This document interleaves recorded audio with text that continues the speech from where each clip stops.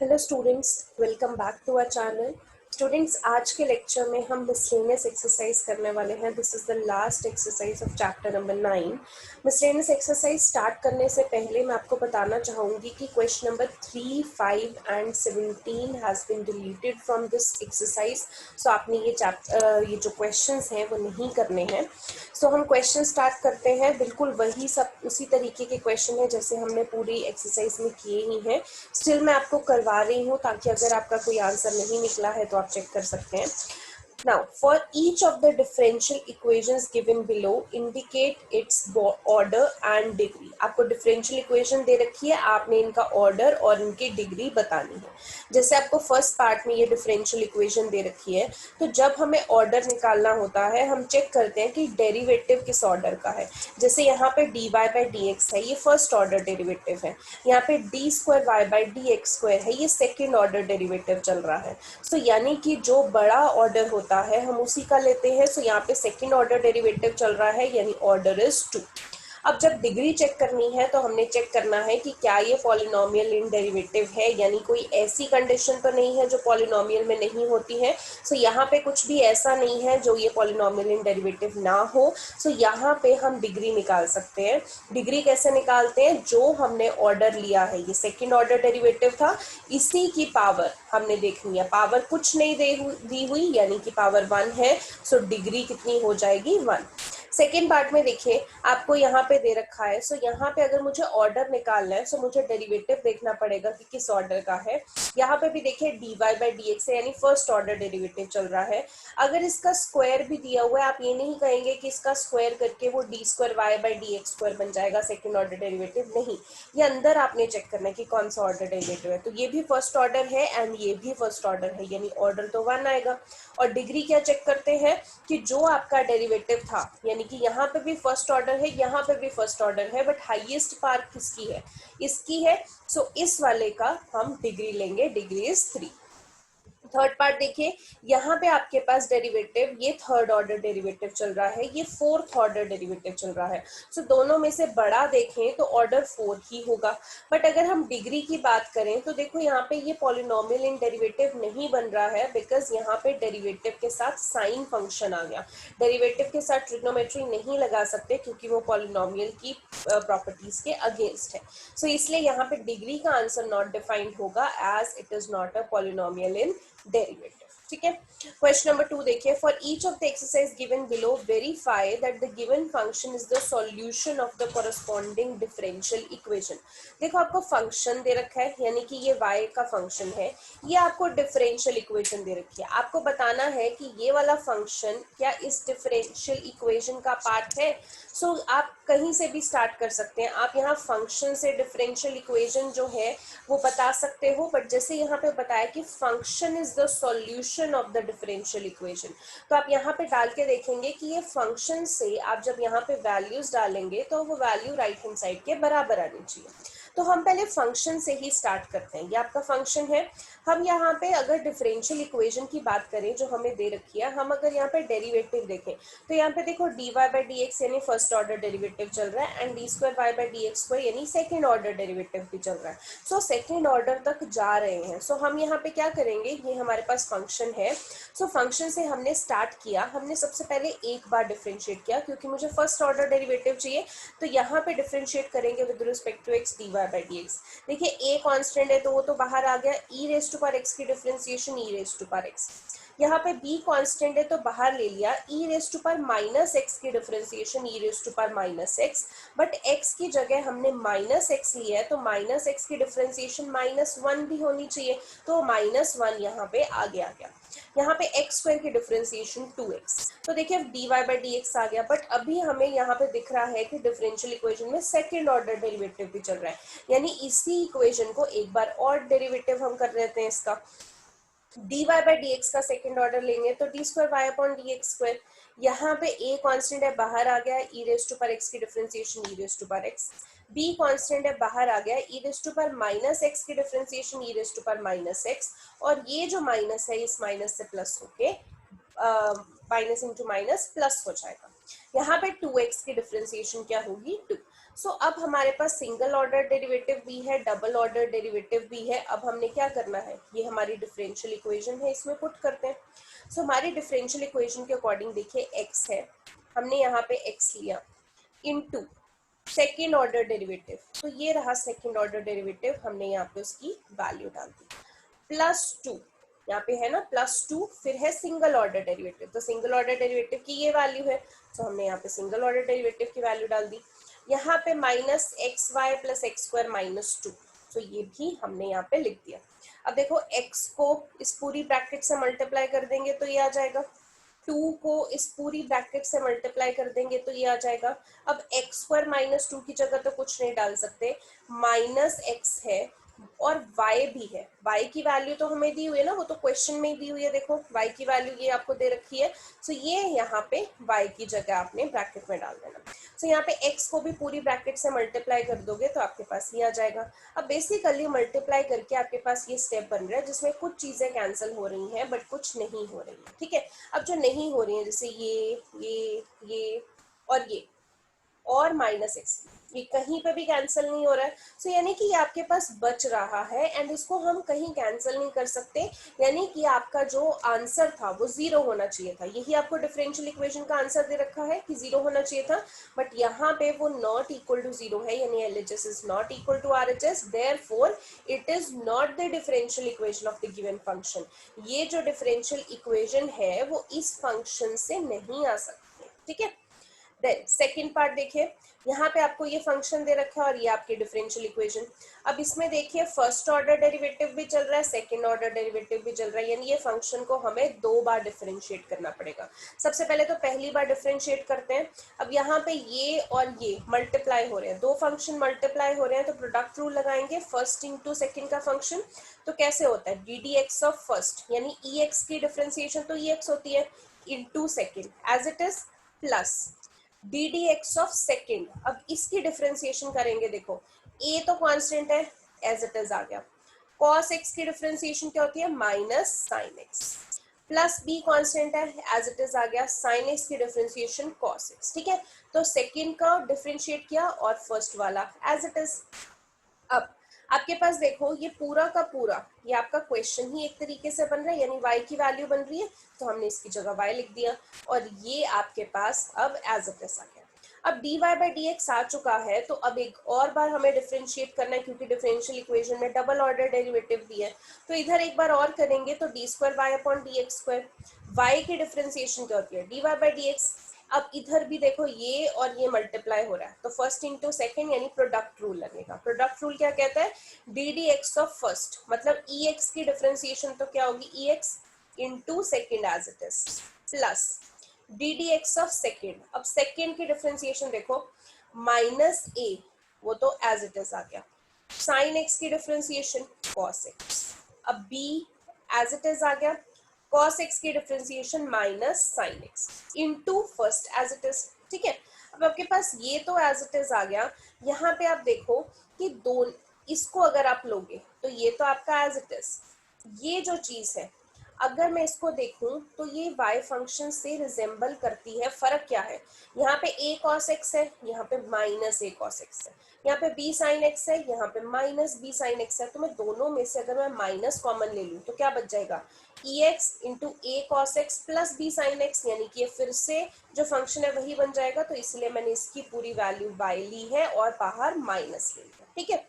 अब आपके पास ये चीज बन गई है। अब डिफरेंशियल इक्वेशन जो है आपकी, जिसमें आपने पुट करके चेक करना है, उसमें वैल्यू डालते हैं। देखो सबसे पहले तो आपका डबल ऑर्डर डेरिवेटिव चल रहा है, तो डबल ऑर्डर डेरिवेटिव यानी कि आपके पास ये वैल्यू है, सो ये हमने यहाँ पे डबल ऑर्डर डेरिवेटिव की जगह डाल दी, -2 इंटू, अब सिंगल ऑर्डर डेरिवेटिव था, अगर मैं यहाँ पे भी ये dy/dx की वैल्यू डाल देती तो कुछ फर्क नहीं पड़ना था, बिकॉज देखो यहाँ पे जब डबल ऑर्डर डेरिवेटिव मैंने डाला है तो उसमें भी dy/dx आ रहा है, तो क्यों ना मैं इसे भी dy/dx फॉर्म में ही रहने दूं ताकि सॉल्व करने में आसानी रहे, +2y। अब यहाँ पे मैंने y की भी वैल्यू नहीं डाली, क्यों, क्योंकि मैंने जब फर्स्ट ये डबल ऑर्डर डेरिवेटिव डाला था तो उसमें भी y आ रहा था, अगर मैं यहाँ पे y की वैल्यू भी डाल देती तो और कॉम्प्लिकेट हो जाता। अभी ये भी y है, ये भी y है, तो सॉल्व करने में आसानी रहेगी, ठीक है। तो ऐसा नहीं कि हर बार डाल दो, देख के डालो कि किसके डालनी है। सो यहाँ पे आप देखो dy बाई डी एक्स है, इधर -2 dy बाई डी एक्स है, तो एक dy बाई डी एक्स में से -2 dy बाई डी एक्स करेंगे तो minus dy by D X आ जाएगा। यहाँ -y प्लस 2y y हो जाएगा, और ये वाला फंक्शन आपने ex को ब्रैकेट से मल्टीप्लाई किया तो ये आ गया। अब देखिए यहाँ पे ये फंक्शन मैंने एज इट इज डाला, ठीक है। अब आपके पास माइनस, अब dy बाई डी एक्स की वैल्यू डालो, कहाँ है आपके पास, ये रही dy बाई डी एक्स की वैल्यू ये है। सो ये मैंने यहाँ पे जब डाली तो माइनस ये आपके पास बन गया, प्लस y आपके पास है। यहाँ पे देखो ये वाला इससे कैंसिल हो रहा है, ये इससे कैंसिल हो रहा है, -y प्लस y कैंसिल हो रहा है, आंसर क्या आ गया आपके पास 0, और इसका आंसर क्या आना चाहिए था 0 which is equal to your RHS। ठीक है, अब इसके दो पार्ट और है वो आप खुद करेंगे, बिल्कुल इसी तरीके से करने हैं। 6th क्वेश्चन देखिए, find the general solution. General solution निकालना है आपको, ये डिफरेंशियल इक्वेशन दे रखी है, सॉल्व करना है आपको इसको। ठीक है, सबसे पहले तो हम वही कोशिश करते हैं कि सेपरेट करके देख लें। तो यहाँ पे ये जो प्लस है हम राइट साइड पे लेंगे, नेगेटिव हो गया। अब हम कोशिश करते हैं कि dx और dy अलग अलग आ जाए। देखो यहाँ पे dy है तो मैंने dy ही रहने दिया, और इधर जो y वाला फंक्शन है वो यहाँ पे आके 1 बन गया।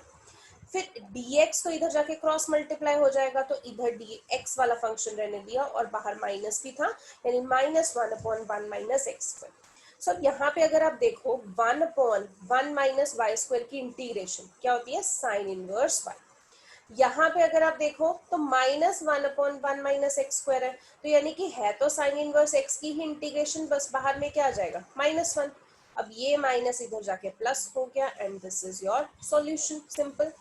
7th क्वेश्चन देखिए, find the general solution. General solution दिया हुआ है, ये आपके पास डिफरेंशियल इक्वेशन है given by this, where a is क्या है, पैरामीटर। जैसे आप c को या आर्बिट्री कांस्टेंट ले लेते हो, ऐसे ही उन्होंने a लिया है। तो बेसिकली आपको यहाँ पे ये डिफरेंशियल इक्वेशन दी हुई है, और आपको बताना है कि वो इस फॉर्म में आए, ये इस फॉर्म से वो डिफरेंशियल इक्वेशन आई है। तो यानी कि अगर हम यहाँ पे डिफरेंशियल इक्वेशन से सॉल्व करना स्टार्ट करते हैं तो हमें एंड रिजल्ट इस फॉर्म तक देना पड़ेगा। ठीक है, तो करते हैं। ये हमारी डिफरेंशियल इक्वेशन थी, तो पहले अलग अलग करने का काम करते हैं। ये प्लस वाला राइट हैंड साइड पे जाके नेगेटिव हो गया। अब dy वाले अलग, dx वाले अलग। सो dy इधर था, इसको मैंने इधर ही रहने दिया। ये y स्क्वायर वाला इधर आके 1 बन गया। यहाँ पे dx था, क्रॉस मल्टीप्लाई होके इधर पहुंच गया, और यहाँ पे x वाली टर्म थी तो वो 1 ऐसे ही रही, और साथ में माइनस है, माइनस नहीं भूलना। ठीक है, अब आप देखो यहाँ पे अगर मैं y की बात करूँ तो यहाँ पे भी नीचे क्वाड्रेटिक इक्वेशन बन रही है, इधर x के नीचे भी क्वाड्रेटिक इक्वेशन बन रही है। तो हमने इंटीग्रेट जब करना है तो क्वाड्रेटिक इक्वेशन को इंटीग्रेट हम कंप्लीटिंग द स्क्वायर मेथड से करते हैं।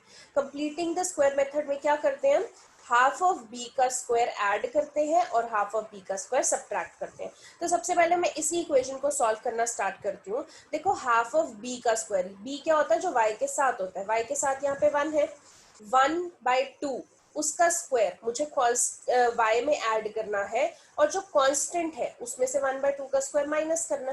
तो यहाँ पहले 3 को देखें तो हमारे पास आइडेंटिटी बन जाती है a plus b whole square की, और इन दोनों को सॉल्व करेंगे तो हमारे पास 3/4 आता है। अगर मुझे स्क्वायर बनाना है तो 3 किसका स्क्वायर होता है, √3 का, 4 स्क्वायर होता है 2 का। तो ये मेरे पास बन गया, ये फॉर्मूला बन गया। अगर आप यहाँ पे एक्स स्क्वायर को भी देखो तो देखो ये वाली y की इक्वेशन और x की इक्वेशन बिल्कुल सेम है, बस फर्क ये है कि यहाँ पे y है, यहाँ पे x है। तो हम इसको अलग से सॉल्व नहीं करेंगे, इसी से ही रेफरेंस लेके इसका भी लिख देंगे। तो पहले तो हम इसमें यहाँ पे लिखते हैं 1/, ये इसकी जगह क्या आएगा, ये। ठीक है, तो यहाँ पे लिखते हैं 1/, नीचे ये जो आइडेंटिटी बनाई हमने कंप्लीटिंग द स्क्वायर से, ये लिख दिया dy माइनस 1/, अब जो ये एक्स स्क्वायर वाला है इसकी भी तो कुछ ऐसी बनेगी, यहाँ पे x प्लस 1/2 का स्क्वायर प्लस 3/2 का स्क्वायर, तो वही लिख दी। यहाँ पे dx भी लिख देना, यहाँ पे मैंने नहीं लिखा। अब यहाँ पे देखिए आपके पास कौन सी आइडेंटिटी बन रही है, 1/x² प्लस a²। तो क्या आइडेंटिटी होती है, 1/a tan inverse x/a is equal to minus, इधर भी तो वही लगेगा 1/x² प्लस a², क्या होगा 1, क्योंकि बाहर माइनस है इसलिए मैंने -1 लिखा है, upon a tan inverse x/a। और हम यूजुअली कांस्टेंट सी लगाते हैं। अब आपको यहाँ पे अगर कंफ्यूजन हो कि इधर भी तो हमने इंटीग्रेट कर दिया, यहाँ पे क्यों नहीं कांस्टेंट सी लगाया, देखो यूजुअली हम एक्स की टर्म्स के साथ कांस्टेंट सी लगा देते हैं, तो या तो आप बेसिकली इधर लगाते हो या इधर लगाते हो। सो हम ज्यादातर एक्स की टर्म के साथ कांस्टेंट सी लगा देते हैं, तो इसलिए मैंने यहाँ पे लगाया। ठीक है, अब देखो यहाँ पे √3/2 है, ये ऊपर जाके 2/√3 हो जाएगा। यहाँ पे भी √3/2 है, ये ऊपर जाके -2/√3 हो जाएगा। अब ये पूरी टर्म माइनस में थी, मैं लेफ्ट हैंड साइड पे लेके आ गई तो प्लस में हो गया, और राइट साइड पे c बच गया। और यहाँ पे मैंने एलसीएम भी लिया, देखो यहाँ पे एलसीएम लेंगे तो 2y + 1/2, नीचे √3/2। सो डिनोमिनेटर का 2 कैंसिल हो जाएगा, ये बच जाएगा। सेम चीज इधर क्या बनेगा, 2x + 1/2, नीचे √3/2, 2 कैंसिल हो गया तो 2x + 1/√3। अब आप यहाँ से देख सकते हो कि पूरे उसमें से हमने यहाँ पे भी 2/√3 है, यहाँ पे भी 2/√3 है। अगर मैं दोनों में से 2/√3 कॉमन लेती हूँ तो इधर c के साथ जाके मल्टीप्लाई हो जाएगा √3/2। अब c ऑलरेडी कांस्टेंट है, उसके साथ एक कांस्टेंट मल्टीप्लाई हो रहा है, तो आंसर भी तो कांस्टेंट ही आएगा, तो इसलिए मैंने c लिखा। अब यहाँ पे आपके पास ये बच गया जिसपे हम आइडेंटिटी लगा सकते हैं tan inverse x + tan inverse y की। ये बन रहा है ना, tan inverse x + tan inverse y। क्या आइडेंटिटी होती है, tan inverse x + y upon 1 - xy। तो वही लगाएंगे, tan inverse x + y upon 1 - x × y is equal to c चल रहा है। अब देखिए ये tan इनवर्स जब राइट साइड पे जाएगा तो tan c बन जाएगा। यहाँ पे देखिए ऊपर एलसीएम लेंगे तो आपके पास ये बन जाएगा, नीचे एलसीएम लेंगे तो आपके पास ये बन जाएगा। अब ये जो डिनोमिनेटर है जब ऊपर जाएगा तो मल्टीप्लाई और रेसिप्रोकल हो जाएगा। यहाँ पे मैंने ये दो ब्रैकेट्स जो है वो भी मल्टीप्लाई करके लिख दी। ठीक है, अब यहाँ नीचे वाले को हम ब्रैकेट ओपन कर देंगे तो सारे साइन चेंज हो जाएंगे, तो आपके पास न्यूमिनेटर ये बनता है, डिनोमिनेटर ये बनता है। अब 3 - 1 यहाँ पे देखिए 2 बन जाएगा। सो आप न्यूमिनेटर में भी देखो 2 कॉमन ले सकते हो, डिनोमिनेटर में भी 2 कॉमन ले सकते हो। सो मैंने यहाँ पे 2 कॉमन लिया जो कैंसिल हो गया, तो न्यूमिनेटर ये बना, डिनोमिनेटर ये बना, राइट साइड पे tan c चल रहा है। अब मैंने क्या कर दिया, ये इधर tan c के साथ जाके मल्टीप्लाई हो गया, √3 tan c के साथ जाके डिवाइड हो गया, लेफ्ट साइड पे आपके पास ये बच गया। तो अगर आप क्वेश्चन देखो जो आपको बनाना है, सो क्वेश्चन में आपके पास ऐसा ही है, x + y + 1 इधर a है और ब्रैकेट में ये है। सो अब अगर आप आंसर देखें तो यहाँ पे x + y + 1 है, ब्रैकेट वही है, तो ये जो बचा ये क्या है, कांस्टेंट है। उन्होंने उस कांस्टेंट को a नाम दिया है तो हम भी a नाम दे देते हैं। ठीक है, तो इस तरीके से आपने ये सॉल्व कर देना। क्वेश्चन नंबर 8 देखिए, find the equation of the curve passing through the point. Point ये है और डिफरेंशियल इक्वेशन क्या दे रखी है, ये। तो करना वही है कि डिफरेंशियल इक्वेशन को सॉल्व करना है। अब जब पॉइंट दे दिया तो एंड में क्या करोगे, पॉइंट मतलब एक्स और वाई की वैल्यू डाल दोगे। सो हम यहाँ पे जब डिफरेंशियल इक्वेशन को सॉल्व कर रहे हैं तो पहले तो अलग कर देते हैं, तो ये प्लस वाला हम यहाँ पे राइट साइड पे ले गए तो माइनस हो गया। अब देखो अलग करना कितना आसान है, इधर dx है तो x वाली टर्म लेफ्ट पे ले जाओ, sin x तो था ही, इधर से cos x भी उठा के इधर डिवाइड हो गया। यहाँ पे dy है तो sin y इधर ही रहने दो, यहाँ से cos y उठा के इधर आ गया, और ये बाहर माइनस है। क्या किया मैंने, x वाली टर्म एक जगह, y वाली टर्म एक जगह। अब इंटीग्रेट करते हैं, देखो sin x upon cos x tan x, इधर sin y upon cos y tan y। अब इंटीग्रेट करेंगे, tan x की integration log of cos x, यहाँ पे tan y की integration log of cos y, बाहर माइनस था तो माइनस लगा दिया। ठीक है, अब यहाँ पे मैंने log c लगा दिया। अब आपकी मर्जी है, देखो आप यहाँ पे भी log c लगा सकते हो, यहाँ पे भी log c लगा सकते हो, आप चाहो तो c भी लगा सकते हो। ठीक है, कोई वो जरूरी नहीं है, बट हम जब log लेते हैं तो हम साथ में log c लगा देते हैं। अब यहाँ पे ये माइनस है, मैं लेफ्ट में लेके गई, ये प्लस हो गया, इधर log c है। अब यहाँ पे आइडेंटिटी भी तो बनती है, log a + log b क्या होता है, log a × b। अब देखिए इस log से ये log कैंसिल हो गया, cos x × cos y c के बराबर आ गया। अब जब आपकी इक्वेशन बन गई है, क्वेश्चन में पॉइंट दे रखा है कि x की वैल्यू 0, y की वैल्यू π/4, तो यहाँ पे x की जगह 0 डाल दो, y की जगह क्या डाल दो, π/4। तो यहाँ पे cos 0 1, π/4 1/2, तो c की वैल्यू 1/√2 आ गई। अब यही c की वैल्यू यहाँ पे क्वेश्चन में डाल दो, तो cos x × cos y is equal to c की value 1/√2। This is your answer. 9th question देखिए, पर्टिकुलर सॉल्यूशन निकालना है, यानी कि सिर्फ इक्वेशन नहीं बनानी, आपको जो बाद में वैल्यू दे रखी है y1 x0 वो भी डालनी है। तो देखो अब डिफरेंशियल इक्वेशन ये दे रखी है, सो मैंने ये इक्वेशन लिख ली, पहले वही काम सेपरेट करो। सो ये जो प्लस है ये राइट साइड पे जाके नेगेटिव हो जाएगा। अब क्या काम करना है, एक्स वाली टर्म एक जगह, वाई वाली टर्म एक जगह। तो यहाँ पे देखो y था तो मैंने ये y वाली टर्म इधर आई तो 1/1 + y² बन गया। यहाँ पे x था और ये x भी इधर ही रहने देती हूँ, इधर भी x वाली टर्म थी तो यहाँ पे डिवाइड हो गई। अब इस दोनों साइड जब हम इंटीग्रेट करेंगे 1/1 + y² की इंटीग्रेशन होती है tan inverse y। Right side ये जो है आपके पास, इसको सॉल्व करना पड़ेगा तो इसको हम I1 ले लेते हैं।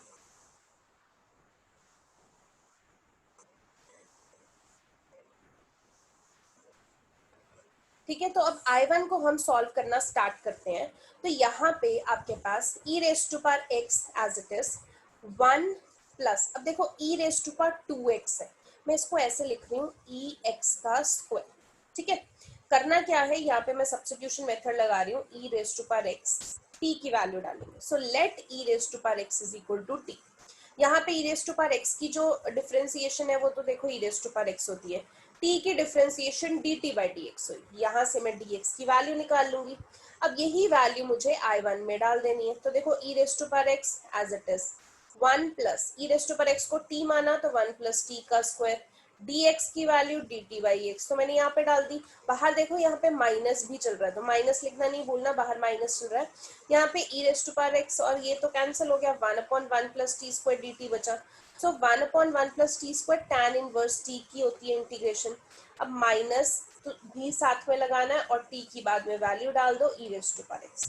अब यही वैल्यूज कहाँ पे डालनी है हमने, यहाँ पे, क्योंकि सॉल्व तो यहीं से किया था ना। tan inverse y is equal to I1, तो यहाँ पे tan इनवर्स y है इज इक्वल टू I1 की वैल्यू ये। अब ये माइनस इधर आके प्लस हो गया। अब जब आपकी इक्वेशन बन गई है तो वैल्यूज डाल दो, x की वैल्यू 0, y की वैल्यू 1, यहाँ पे y की जगह 1 डालना है, यहाँ e⁻x की जगह e⁻0। देखो tan 1 कब होता है, π/4 पे, यहाँ पे e⁻0 मतलब 1। अब यहाँ पे भी tan 1 कब होता है, π/4 पे, तो π/4 + π/4 कितना हो जाएगा, 2π/4 यानी कि π/2। तो c की वैल्यू आपके पास π/2 आ गई। अब यही वैल्यू यहाँ पे आप इक्वेशन में पुट कर दो c की जगह, सो ये आपके पास इक्वेशन बन गई। ठीक है, नेक्स्ट 10th क्वेश्चन देखिए, सॉल्व द डिफरेंशियल इक्वेशन। आपको ये डिफरेंशियल इक्वेशन सॉल्व करनी है तो कर देते हैं हम यहाँ पे। ये हमने यहाँ पे लिखा, सबसे पहला काम हमारा वही होता है, x और y अलग। अब यहाँ पे देखो क्योंकि x और y यहाँ पे इकट्ठे चल रहे हैं तो मैंने क्या किया, dx/dy सबसे पहले बनाया। dx इधर था, मैंने ये dy इधर जाके डिवाइड कर दिया। ये इक्वेशन इधर ही है तो ये इधर जाके डिवाइड हो जाएगी। अब मैंने स्प्लिट कर दिया, सबसे पहले दिस अपॉन दिस ये लिख दिया, देन दिस अपॉन दिस ये लिख दिया। ठीक है, अब यहाँ पे देखो ये तो कैंसिल ही हो जाएगा तो क्या बचेगा, x/y।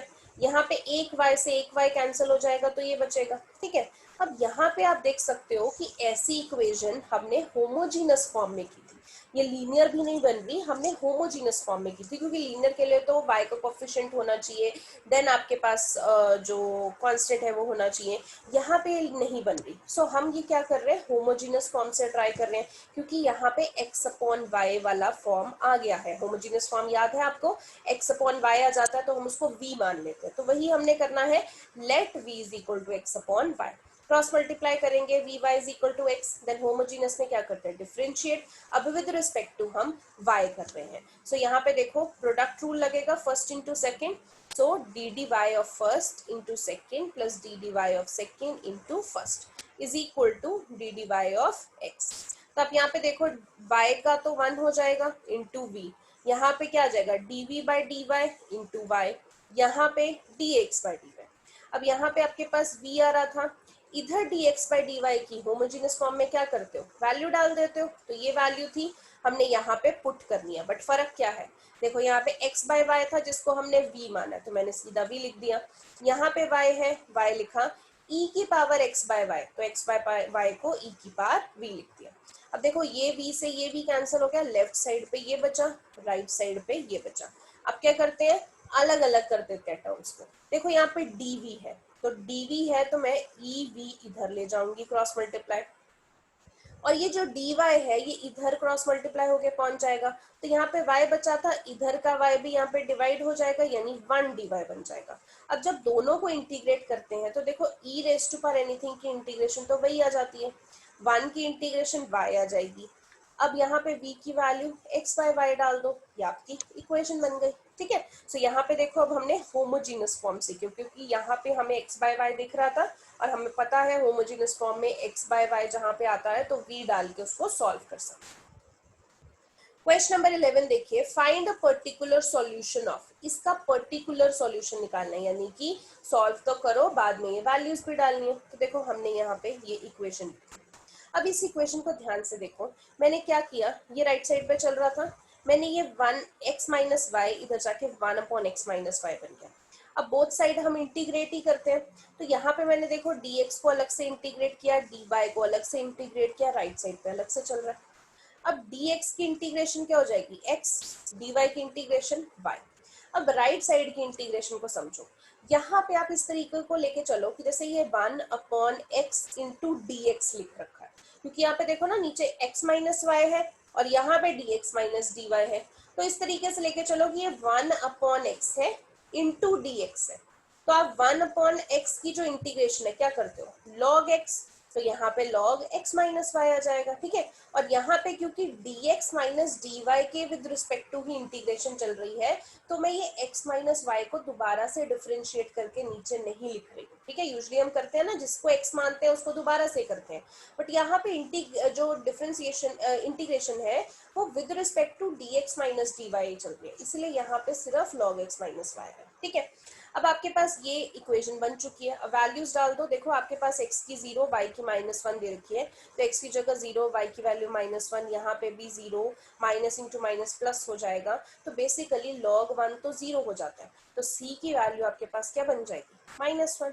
अब ये c की वैल्यू इस इक्वेशन में डाल दो, तो यहाँ पे c की जगह देखो हमने -1 डाल दिया, ये -1 लेफ्ट साइड पे जाके +1 हो गया, एंड ये आपकी इक्वेशन बन गई। ठीक है, क्वेश्चन नंबर 12 देखिए, आपको ये दे रखा है, सॉल्व करना है इसको, तो सॉल्व करना है तो स्टार्ट कर देते हैं। देखो यहाँ पे आपको dx बाई dy था, तो मैंने इधर ही रहने दिया। अब ये इधर क्या करेंगे, एलसीएम ले सकते हैं। देखो एलसीएम तो दोनों का रूट x आएगा, तो ऊपर e की power -2 root x minus Y आ जाएगा। अब ये जब एलसीएम लेके इधर राइट साइड पे जाएगा तो रेसिप्रोकल हो जाएगा, तो इसीलिए मैंने इसको क्या कर दिया, उल्टा। बट हम जो है अवॉइड करते हैं dx बाई dy की फॉर्म, मैंने बताया था कि पेपर में इस बार तो वैसे भी नहीं आपको आएगी। सो अगर dy बाई dx की dx बाई dy की फॉर्म सॉरी हम अवॉइड करते हैं और हम कोशिश करते हैं कि हम dy अपॉन dx की फॉर्म बनाए। सो हम इसको क्या कर रहे हैं, उल्टा कर रहे हैं, ताकि ये dy बाई dx की फॉर्म बन जाए, तो इधर राइट साइड भी ये रेसिप्रोकल हो जाएगा। ठीक है, अब हमने क्या किया, स्प्लिट कर दिया, दिस अपॉन दिस ये लिखा, माइनस दिस अपॉन दिस, तो ये लिखते हैं। अब यहाँ पे देखो हम कोशिश कर रहे हैं कि ये हमारा लीनियर फॉर्म बन जाए, so minus y upon x इधर प्लस वाई अपॉन एक्स आ गया, और ये राइट साइड पे एज इट इज। तो यहाँ पे देखो ये बिल्कुल ये लीनियर फॉर्म से रिजेंबल कर रहा है, क्योंकि dy बाई डी एक्स तो बन ही रहा है, तो मैंने ये लीनियर फॉर्म से रिजेंबल किया कि देखो y का यहाँ पे मल्टीपल चाहिए, तो y तो है, मल्टीपल बन जाएगा 1/√x। राइट साइड पे q चाहिए, तो ये है, तो कंपैरिजन से p की वैल्यू क्या आ गई, 1/√x, तो वो लिख दिया, और q की वैल्यू क्या आ गई, ये, तो मैंने यहाँ पे लिख दिया। अब लीनियर फॉर्म अगर आपको याद हो कल जो हमने एक्सरसाइज की है, सो उसमें क्या करते हैं, इंटीग्रेटिंग फैक्टर सबसे पहले निकालते हैं। ठीक है, सो इंटीग्रेटिंग फैक्टर क्या होता है, e की पावर p की इंटीग्रेशन, सो e की पावर p की वैल्यू 1/√x की इंटीग्रेशन क्या होती है, 2√x, तो ये हमारा इंटीग्रेटिंग फैक्टर आ गया। फिर हम इस फॉर्मूला में वैल्यू डालते होते हैं, सो y इंटू इंटीग्रेटिंग फैक्टर की वैल्यू, यहाँ पे भी इंटीग्रेटिंग फैक्टर, एंड यहाँ पे q की वैल्यू। अब यहाँ पे देखो ये भी बेस ही, ये भी बेस ही, तो power gate added, 2√x minus 2√x, ये तो e की पावर 0 बन गया, और नीचे √x, e की पावर 0 क्या होती है, 1, सो 1/√x, 1/√x की इंटीग्रेशन 2√x, लेफ्ट साइड पे जो चल रहा था वो as it is, and this is your answer. Question number 13 देखिए, फाइंड पर्टिकुलर सॉल्यूशन। अब पर्टिकुलर सॉल्यूशन निकालना है, यानी इस डिफरेंशियल इक्वेशन को सॉल्व तो करो, बाद में ये वैल्यूज भी डाल दो। सो देखो हमने फिर से डिफरेंशियल इक्वेशन लिख ली है, ये तो डायरेक्ट ही लीनियर फॉर्म बन रही है। अगर ये linear form dy by dx से हम कंपेयर करें, तो देखो यहाँ पे p की वैल्यू क्या होगी, जो y के साथ है यानी cot x, q की वैल्यू क्या है 4x कोसेकेंड x, तो हमने पी क्यू डाला और हमने सबसे पहले इंटीग्रेटिंग फैक्टर निकाला। तो ई की पावर पी की इंटीग्रेशन, पी की वैल्यू क्या है कॉट एक्स, कॉट एक्स की integration log of sine x. अब मैंने बताया था ई की पावर में जब लॉग आता है तो दोनों कैंसिल हो जाते हैं, सिर्फ पावर ही बचती है यानी लॉग साइन एक्स। सो यहाँ पे आपके पास सिर्फ साइन एक्स बचा। अब हम क्या करते हैं, इस फॉर्मूला में वैल्यू डालते हैं y इंटू इंटीग्रेटिंग फैक्टर। अब इंटीग्रेशन किसकी करनी है, इंटीग्रेटिंग फैक्टर इंटू क्यू की, ठीक है। अब यहाँ पे आप देखो, अगर मैं कोसेकेंट x को लिखना चाहूँ तो वो 1/sin x ही तो बनता है, और यहाँ पे 4x sin x as it is चल रहा है। तो यहाँ पे sin x से sin x कैंसिल हो गया, सिर्फ 4x की इंटीग्रेशन बची। 4 कांस्टेंट है, x की इंटीग्रेशन x²/2, यहाँ 4 से 2 कैंसिल हो गया, 2x² बचा। लेफ्ट साइड पे एज इट इज आ रहा था। तो ये तो आपकी इक्वेशन बन गई। पर्टिकुलर सॉल्यूशन निकालना है तो x की वैल्यू π/2 और y की वैल्यू 0 डालनी है। तो यहाँ पे y की जगह 0, x की जगह π/2, राइट साइड पे x की जगह π/2 का स्क्वायर। तो यहाँ पे π/2 का स्क्वायर क्या हो जाएगा, π²/4। यहाँ पे आप कैंसिल करोगे तो c की वैल्यू कितनी आ जाएगी, -π²/2। अब ये c की वैल्यू यहाँ पे इक्वेशन में डाल दो, y sin x 2x² और यहाँ पे c की जगह क्या डालोगे, -π²/2। This is your answer. 14th question देखिए, फाइंड अ पर्टिकुलर सॉल्यूशन। अब पर्टिकुलर सॉल्यूशन निकालना है, ये डिफरेंशियल इक्वेशन दी है, इसको सॉल्व करो एंड एंड में वही x0 y0 डाल दो। तो देखो डिफरेंशियल इक्वेशन ये दी है, अब सॉल्व करना है। यहाँ पे dy/dx है, पहले तो मैं अलग अलग कर लेती हूँ, dx इधर जाके मल्टीप्लाई हो जाएगा। अगर इधर dy है तो ये y वाली टर्म इधर 1 में आ जाएगी, और क्योंकि इधर dx था तो ये x वाली टर्म 1 में आ जाएगी। अब दोनों तरफ अगर मैं इंटीग्रेट करती हूँ तो यहाँ पे एक चीज देखिए, यहाँ पे e की पावर -y है, अगर इसको पॉजिटिव करना है तो अपॉन e की पावर y करना पड़ेगा। 1/x+1 की इंटीग्रेशन क्या होती है, log x+1, और साथ में हम log c लगा देते हैं, x की तरफ हम कांस्टेंट लगा देते हैं, ठीक है। अब यहाँ पे अगर मैं एलसीएम लूंगी नीचे तो 2 - e की पावर y अपॉन e की पावर y हो जाएगा। ये जब ऊपर जाके मल्टीप्लाई होगा तो उल्टा भी हो जाएगा, रेसिप्रोकल हो जाता है, राइट साइड पे जो चल रहा है वो रहने दो। अब बात आती है इस चीज को इंटीग्रेट करने की, तो ये तो सब्स्टिट्यूशन मेथड से आराम से हो जाएगा। हम डिनोमिनेटर को क्या मान लेते हैं, t मान लिया। With respect to y integrate करते हैं dt/dy, 2 की इंटीग्रेशन 0, e की पावर y की इंटीग्रेशन e की पावर y। अब यहाँ पे यही वैल्यू यहाँ डाल देंगे। देखो e की power y as it is, denominator को t से इंटीग्रेट करना है, dy की वैल्यू डाल दी हमने, e की पावर y e की पावर y कैंसिल, -1/t यानी कि -log t हो गया। t की वैल्यू यहाँ पे डाल देंगे तो ये आपके पास आंसर आ गया। अब यहाँ पे देखो ये वैल्यूज कहाँ पे पुट करोगे, ऑब्वियसली जहाँ से आपने शुरू किया ये आया था ना आपका। तो लेफ्ट हैंड साइड को आपने सॉल्व कर दिया, राइट साइड पे log x+1 plus log c है, तो मैंने लेफ्ट हैंड साइड की वैल्यू डाली log x+1 plus log c। अब यहाँ पे देखिए ये जो माइनस है लॉग के आगे जो लगा होता है वो तो पावर में चला जाता है, ठीक है। यहाँ पे log a plus log b यानी कि log a इंटू b बन गया। यहाँ पे पावर में -1 है, और देखो पहले तो log log कैंसिल हो गया, इसकी पावर में -1 है तो ये 1 बन जाएगा, और राइट साइड पे x+1 इंटू c बन जाएगा, ठीक है। अब ये आपके पास इक्वेशन आ गई, बट आपको पर्टिकुलर सॉल्यूशन निकालना है, यानी x की वैल्यू 0, y की वैल्यू भी 0 डालनी है। तो यहाँ पे x की जगह भी 0 डाल दिया, यहाँ y की जगह x की जगह 0 और y की जगह 1। तो यहाँ से आप देखोगे अगर e की पावर 0 तो 1 होता है, 2 - 1 यानी कि 1, तो c की वैल्यू 1 आ गई। ये c की वैल्यू आप यहाँ पे डाल दो, तो यहाँ पे देखो x+1 साथ में c की वैल्यू 1 होनी चाहिए थी, तो बेसिकली आपकी इक्वेशन बन गई। वैसे तो आपका आंसर यहीं पे खत्म होता है, बट अगर आपको एनसीईआरटी से मैच करना है तो थोड़ा और काम करना पड़ेगा। देखो यहाँ पे हम दोनों का रेसिप्रोकल ले रहे हैं, तो 2 - cy यहाँ पे 1/x+1 हो जाएगा। ये 1/x+1 में इधर आके माइनस कर रही हूँ, और ये e की पावर इधर आके पॉजिटिव। यहाँ पे एलसीएम लिया तो आपके पास ये आ गया, इधर e की पावर पॉजिटिव। अब मुझे सिर्फ y चाहिए, तो e जब लेफ्ट हैंड साइड पे जाएगा तो log बन जाएगा, एंड ये आ जाएगा राइट साइड पे y। सो बिल्कुल आपका ये फंक्शन बन गया है, and this is your answer. Last question 15 देखिए, स्टेटमेंट क्वेश्चन है, the population of a village increases continuously at a rate proportional to the number of its inhabitant present at any time.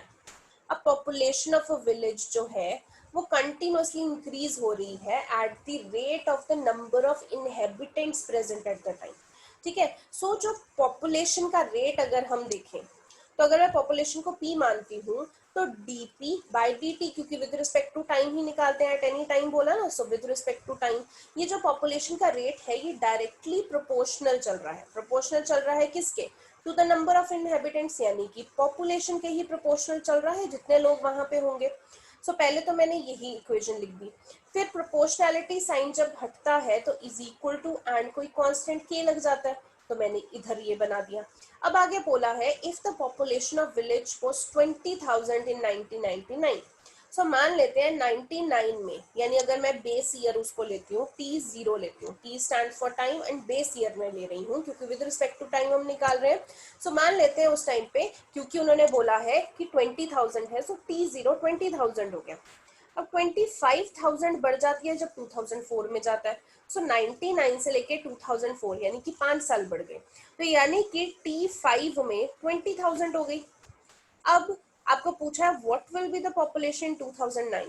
अब 2009 यानी कि 5 साल और, यानी कि T10 हो गया। अब यहाँ पे पॉपुलेशन कितनी होती है वो आपको बताना है। सो हम क्या कर रहे हैं, ये हमारी इक्वेशन थी, हम इस इक्वेशन को इंटीग्रेट कर रहे हैं। ठीक है, हमने यहाँ पे क्या किया कि ये जो P था हम यहाँ पे नीचे ले गए, ये जो dt था, क्योंकि dt हम नहीं लेते हैं जब इंटीग्रेट करते हैं, यहाँ पे dx हो dt हो सब राइट साइड पे जाता है, तब इंटीग्रेट होता है। सो यहाँ पे dp था, सो यहाँ पे p जो है मैंने नीचे ले लिया, p वाला कांस्टेंट 1/p बन गया। यहाँ पे t था तो मैंने t इधर ले लिया, यानी कि ये k dt बन गया। अब बोथ साइड इंटीग्रेट करूंगी, देखिए 1/p यानी कि log p हो गया। यहाँ पे k की इंटीग्रेशन, k तो कांस्टेंट है, t के साथ क्या बचा 1 की इंटीग्रेशन क्या होगी with respect to t plus constant क्या हो गया c। तो ये आपके पास इक्वेशन आ गई। अब उन्होंने बोला कि जब t 0 था तो पॉपुलेशन इतनी थी, तो when t is equal to 0। ठीक है, अब t 0 चल रहा है, तो यानी कि देखो यहाँ पे t की वैल्यू 0, तो ये तो पूरा 0 हो गया। तो c किसके बराबर आया, log p के। तो c log पॉपुलेशन कितनी चल रही थी जब t0 था 20,000, तो p की जगह 20,000, यानी c की वैल्यू क्या आ गई log 20,000। अब जब पॉपुलेशन 5th ईयर में यानी कि T5 में कितनी थी 25,000, सो मैंने यहाँ पे इस इक्वेशन में टाइम की जगह 5th डाला। सो क्या आ जाएगा इधर देखो, log 5th ईयर में पॉपुलेशन कितनी थी 25,000, सो log 25,000 इज इक्वल टू, ये तो कांस्टेंट है, t कितना ले रहे हैं 5, तो 5 के प्लस c की वैल्यू कितनी निकाली है log 20,000, तो मैंने यहाँ पे डाल दी। अब ये इधर जाके लेफ्ट में माइनस हो जाएगा। अब आपको पता है log a minus log b क्या होता है, log a बाय b, यानी log 25,000 बाय 20,000 कैंसिल करोगे तो log 5/4 आ जाएगा। राइट साइड पे आपके पास 5k चल रहा है, यहाँ से मुझे k की वैल्यू मिल जाएगी। देखो ये 5 उधर जाके 1/5 हो जाएगा और log 5/4 तो चल रहा है। अब बात आती है 10th ईयर में कितनी पॉपुलेशन होगी। सो t जब 10 चल रहा है, सो यहाँ पे देखो log p, पॉपुलेशन तो हमें पता नहीं, वो तो फाइंड आउट करनी है। So log p is equal to, यहाँ पे k था, k की वैल्यू हम ये निकाल चुके हैं, सो k की वैल्यू डाल दी इनटू t, t की वैल्यू क्या होगी 10 क्योंकि 10th ईयर डाल रहे हैं, प्लस c की वैल्यू log 20,000। अब यहाँ पे देखो ये 5 से 10 कैंसिल हो गया, तो 2 log 5/4 प्लस दिस बचा। अब log के आगे जो जाता है वो तो log की पावर में बन जाता है। सो 5/4 का स्क्वायर यानी कि 25/16। अब यहाँ पे log a plus log b बन गया, तो वो क्या होगा log a इंटू b। सो इस इक्वेशन को जब हम सॉल्व करेंगे कैंसिल करके 3120 आ गया। लेफ्ट साइड पे log p चल रहा है, अब हमें तो p निकालना है, log से log कैंसिल हो गया, तो ये आपकी पॉपुलेशन आ गई 10th ईयर में। ठीक है, यानी कि आपको जो क्वेश्चन में पूछा हुआ था कि 2009 में कितनी पॉपुलेशन होगी, तो this is your population in 2009। ठीक है, तो इसी के साथ आपकी एक्सरसाइज खत्म होती है। कुछ दो आपके एमसीक्यूज और होंगे जो मैं आप पे छोड़ रही हूँ कि आप प्रैक्टिस कीजिए। अगर आपको डाउट होता है तो आप पूछ सकते हैं। इस एक्सरसाइज में कुछ भी किसी तरीके का डाउट हो, कोई क्वेश्चन सॉल्व ना हो रहा हो, सो प्लीज आप पूछ सकते हैं। आज के लिए इतना ही, इसी के साथ आपका चैप्टर खत्म होता है। Thank you so much.